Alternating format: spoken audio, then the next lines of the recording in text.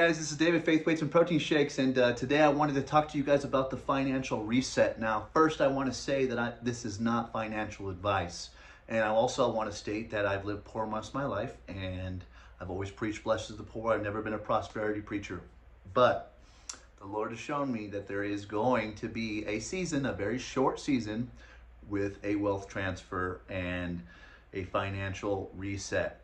He showed me an odometer with 6 nines.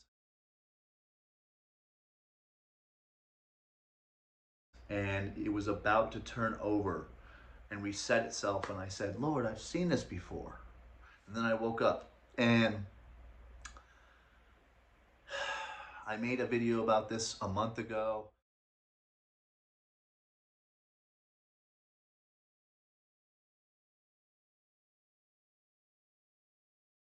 I made the video about this 2 months ago even.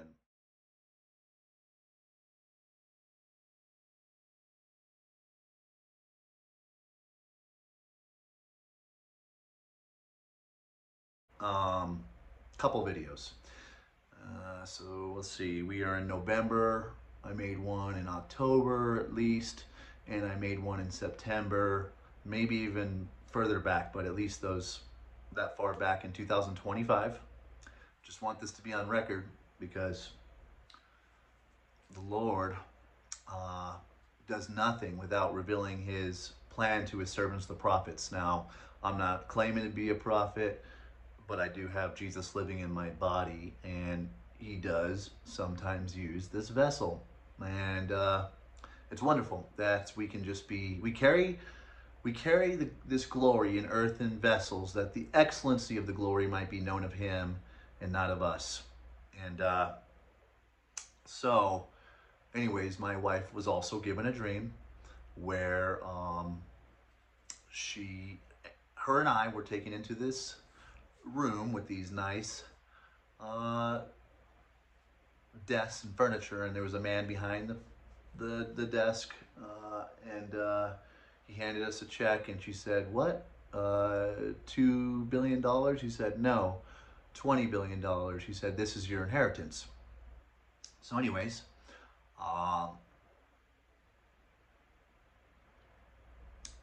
she woke up, she told me the dream, and she said that everybody would know that it was because of the Lord, and that because we were faithfully serving the Lord, and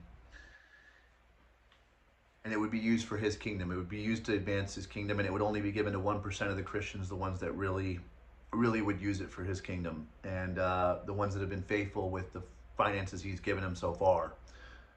Jesus said, if you haven't been faithful with worldly wealth, who will give you true riches? If you haven't been faithful with somebody else's property, who will give you property of your own? So he who can be trusted with little will be trusted with much. To whom much is given, much is required, though. So we got to be faithful. Now, we prayed really hard about this financial reset that the Lord showed us, and we said we want to be part of this 1%, so we can do some serious damage, because the enemy, they own the media, the secret societies, they own the schools, they own so much, and we have to take the power back. And unfortunately, that requires finances to do that. Now, I preach the gospel on foot. You can do a lot of damage just without finances, so I'm not negating that. But because the nearness of the hour and how fast we have to get this gospel out, we're going to need as much assistance, not just financially, but spiritually. And I believe there's going to be a great outpouring of God's Spirit. That's another video I did for you guys. You have to go back and watch that. But there's going to be so much backup, so much assistance from God. He's eager to assist those who are ready to do good. He's eager. He wants to. If we ask anything according to his will, he'll do it. Now, so we prayed. I prayed and said, what is this? And there was a prophetic voice we were listening to named Brandon Biggs, predicted Trump getting shot in the ear, and he said that the wealth transfer would come through uh, crypto. And I said, well, which crypto? And I found out it was XRP. Okay, and so I prayed and I said, well, Lord, you said it's an inheritance, so we're not supposed to work for this. This is going to be a gift. So me and my wife were praying, and we came to the conclusion. The answer to our prayer was, if God gives us money, we'll put it on there. And so sure enough, somebody shook my hand, and it was $1,000. I'm like, what? And a couple days later, somebody else shakes my hand, and $1,000. I just couldn't believe it. And so we prayed, and I'm like, Lord, if you did it twice, you could do it again. And then somebody else, same thing, $6,000, a total of $8,000. And 8 is the number of new beginnings. Now, the significant thing is no one's ever given me more than a couple $100 for my ministry. And I've been in ministry I've been a Christian for 20 years, but I've owned a Christian gym / ministry for 11 years. So we're always in ministry, though. It's the moment you become a Christian, you're in ministry. You're required to share your faith. Now, I don't permit many of you to be teachers, because those of us who teach will be judged more strictly, but you are required to give a reason for the hope that you have in Christ Jesus.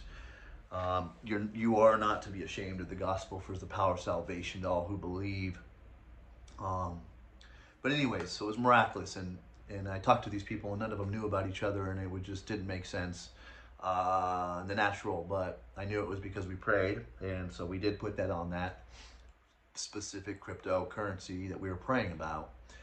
And as time went on, I started to do a lot of research on this, and to see the worldly logic, the worldly legitimacy to what God had spiritually told me. And turns out that this is going to be the new railroad for the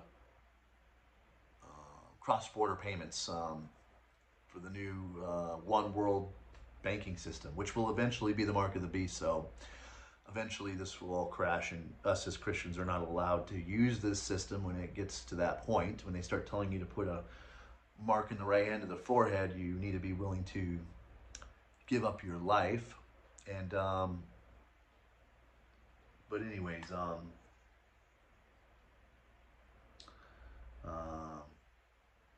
did more research, and I was looking at the cons. Why would XRP, this cryptocurrency, not go big? And it said lack of clarity. So then a week later, the Clarity Act gets passed. And I'm like, whoa. So I said, why is the price of XRP not going up still? And I looked this up, and it said the lack of ETF, exchange traded funds that needed to be done. And that's what happened with Bitcoin, and that's what happened with Ethereum before they went really big. And so sure enough, a week later, they passed the first ETF. And then I'm like, okay, what are we still waiting on? And it was global adoption through ISO 20022, the new Web3 system. And sure enough, this month, November, they're saying that all banks are going to be required to shift over to this system. And so I'm watching this fulfill, and I'm making this video ahead of time to tell you that I've never preached about prosperity. I've never known anything about cryptocurrency or cared about that. And I like the old school dollar and a handshake. I'm more old school prophet kind of style, like not new age technology and all this. But the reality is, this is the direction the world's going. And as long as we're not compromising the things of God, We need to ride the wave. It's just a wave, and it will crash. Um, and You need to have your faith in something more eternal. Wealth is worthless in the days of wrath, but righteousness delivers from death. So I want you to remember that the real treasure is Jesus. Jesus said the kingdom of heaven is like treasure hidden in a field. When a man found it, he went and sold all he had and went and bought that field. But here's the thing about that treasure. When he who has God has everything, because Jesus is that treasure. And without him, nothing was made that has been made. And if we seek first the kingdom of heaven, everything else shall be given to us. Now, it's not about wealth. It's not about that. Um, it's about being connected to the source, whether that's health, wealth, um, God's presence brings abundance. It just does. It brings miracles because God is infinite and all powerful and all knowing. So when you're hooked up to that source, whether that's through reading the Bible, whether that's through worship, whether that's through fellowship, whether that's through prayer, you are tapping into the source of everything. And what's more important, the blessing or the one who blesses? What's more important, the gift or the gift giver? So don't idolize these things.